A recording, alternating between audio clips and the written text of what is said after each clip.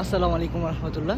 আপনি যদি একজন প্রবাসী বাংলাদেশী হয়ে থাকেন এবং আপনি বিশ্বের যে কোনো দেশেই থাকেন, আপনি কিন্তু চাইলে এবার আপনার পছন্দের প্রার্থীকে ভোট দিতে পারেন মোবাইল অ্যাপের মাধ্যমে।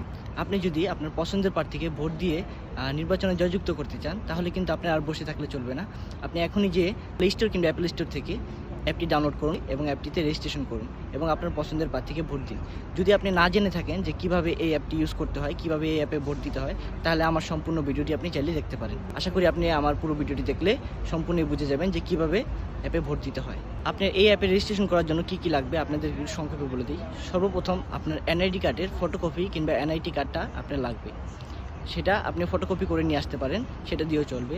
তারপর লাগবে আপনার একটি ভ্যালিড ফোন নাম্বার, যেটার মাধ্যমে আপনি অ্যাপটিতে রেজিস্ট্রেশন করবেন এবং ওই নাম্বারে আপনার ওটিপি কোডের মাধ্যমে আপনি কিন্তু অ্যাপটিতে রেজিস্ট্রেশন সম্পন্ন করতে পারবেন। তারপর লাগবে আপনার পাসপোর্ট এবং আপনি যে জায়গায় থাকেন সেই জায়গার ঠিকানা, নির্ভুল একটি ঠিকানা, যাতে করে তারা পরবর্তীতে আপনার ঠিকানাতে ব্যালট পেপারটি পাঠাতে পারে।